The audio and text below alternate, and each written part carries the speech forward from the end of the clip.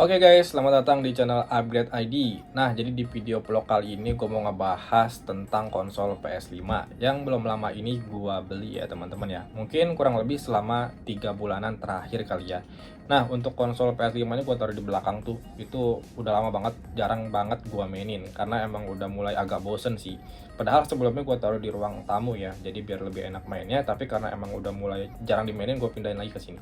Nah, jadi di video kali ini gue mau ngasih alasan-alasan kenapa gue beli PS5 dan kenapa gue ambil yang versi A, kenapa nggak versi yang B. Oke, gue tau lah banyak dari kalian yang masih mempertimbangkan untuk beli PS5 antara yang versi slim atau yang versi ini atau yang versi itu. Kenapa nggak versi yang ini aja? Oke, jadi buat teman-teman yang masih bingung ya, ambil PS5 yang versi apa. Oke, jadi di sini gue mau ngebahas secara pengalaman pribadi gue aja dan dari sudut pandang gue aja teman-teman. Oke, kalau gitu langsung aja kita bahas yang pertama nih. Yang pertama gue mau kasih tahu ke kalian PS5 yang gue beli ini versinya versi Slim Digital Edition dan yang non resmi Indonesia alias yang versi internasional ya, jadi nggak garansi Indonesia. Terus kenapa gue bisa ambil PS5 ya, padahal sebelumnya gue udah punya konsol Xbox Series S dan karena udah mulai bosen terus konsolnya gue jual tuh teman-teman.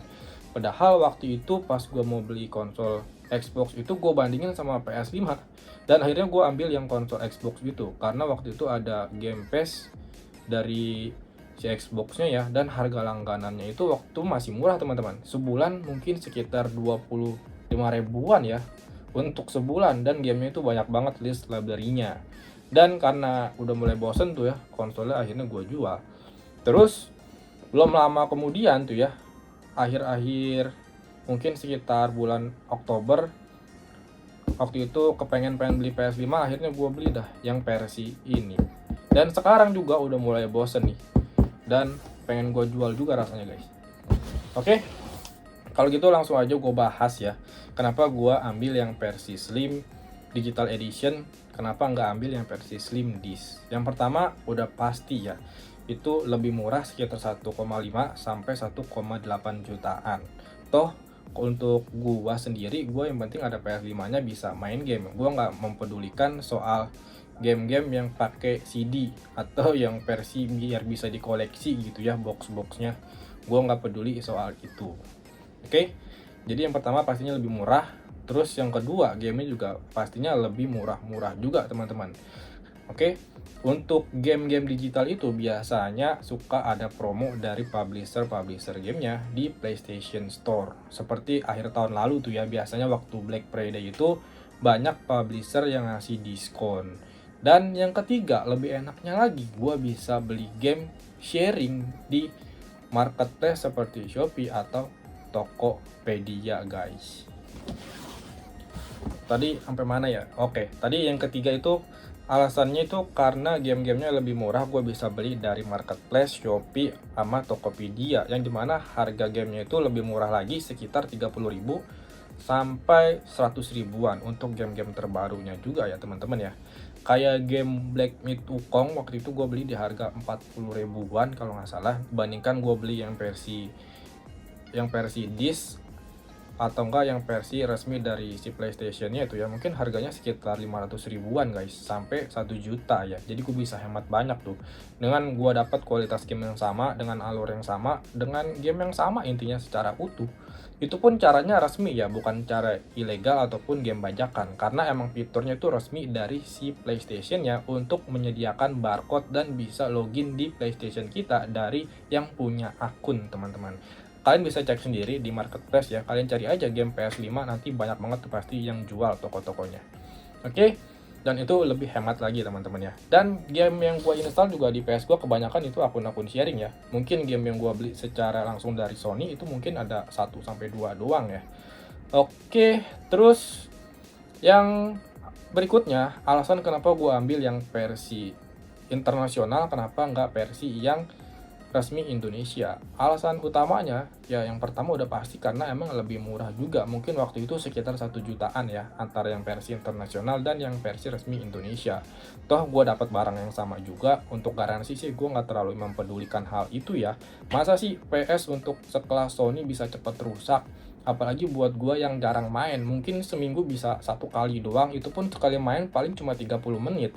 Dan itu pun umurnya mungkin bisa lebih panjang lagi teman-teman ya. Mungkin kalau misalkan gue mau beli buat rental ya, ya mungkin gue masih mempertimbangkan tuh antara beli yang versi resmi atau yang non resmi Indonesia. Karena jangkanya cuma dalam waktu 1 tahun itu mungkin masih bisa diklaim. Tapi kalau misalkan gue beli cuma sekedar main doang dan udah mulai bosen, gue beli yang versi resmi rugi dong gue. Karena mainnya jarang, kemungkinan buat rusaknya juga dikit banget guys. Jadi setelah lewat 1 tahun gue beli versi yang resmi juga, yaitu konsol sama aja, nggak ada bedanya sama yang versi internasional karena masa garansinya udah habis. Kalau lo mau klaim ke Sony juga setelah lewat 12 bulan, ya itu nggak bakal ditanggapin sama dia. Oke, terus yang berikutnya, kenapa juga gue pilih tadi yang versi internasional ya? Ya tadi alasan itu aja sih, karena emang lebih murah. Terus gue nggak terlalu mempedulikan soal garansi. Kalau misalkan emang amit-amit rusak, ya udahlah, gue tinggal bawa aja ke service center terdekat atau ke toko-toko servis, atau enggak gue cari tahu aja sendiri di YouTube. Oke, gitu aja sih alasan gue ya. Dari 2 alasan itu, kenapa ambil yang versi slim digital, terus kenapa ambil yang versi internasional. Oke, jadi itu aja guys. Jadi buat kalian yang masih galau, itu ketentuannya ada di diri kalian masing-masing, sesuai kebutuhan kalian masing-masing lah. Mungkin kalau misalkan kalian mau buka rental, kalian bisa cari yang secondan tuh ya, yang versi awal-awal sih katanya emang lebih kuat, lebih badak tuh untuk thermal paste-nya, untuk suhu konsol ya teman-teman. Terus kalau misalkan kalian mau pakai sekedar cuma kayak gua doang nih, cuma kepengen doang, terus mainnya jarang, waktunya juga terbatas, ya udahlah, ambil aja yang versi kayak gua ini, yang versi slim digital edition, terus yang non resmi Indonesia guys. Oke, jadi gitu aja sih. Terus sepengalaman gue main konsol ini emang lumayan enak sih, untuk apalagi kontrolernya ya yang DualSense, dibandingkan gue yang sebelumnya main controller di Xbox itu biasa aja. Terus setelah gue pakai awal-awal, untuk yang DualSense ini emang lebih interaktif sih ya, lebih enak lah, lebih apa ya, lebih kekinian mungkin. Oke, jadi gitu aja kesimpulan gua buat kalian yang mau beli PS5. Ya kalau emang ada duitnya dan cukup mau beli aja, daripada kalian kepikiran terus gua mau beli PS5 akhirnya nggak beli. Kalau misalkan ada duitnya ya udah beli aja teman-teman, karena kan umur nggak ada yang tahu ya. Daripada duit lu simpan terus akhirnya lu nggak beli tuh cita-cita lu yang apa ya. Untuk PS5 tuh kan harganya terjangkau lah, dibandingkan lu punya impian mau beli mobil misalkan McLaren yang harganya miliaran, itu jauh banget, mungkin duitnya belum terkumpul. Kalau PS5 kan harganya masih tergolong standar lah ya, nggak terlalu yang mahal-mahal banget. Udah mau beli aja guys, gas dah. Kalau misalkan bosen nih kayak gue, misalkan udah mulai bosen, gue pengen jual sih sebenarnya. Jadi kalau misalkan lu mau bayarin di harga yang cocok mungkin boleh juga sih. Oke lah, gitu aja untuk video kali ini, cuma sekedar vlog alasan gue aja kenapa gue ambil PS5. Padahal PC yang di belakang gue juga ini masih mampu dan mumpuni untuk main game AAA. Untuk sekedar Wukong, Spider-Man, God of War itu masih mampu ya.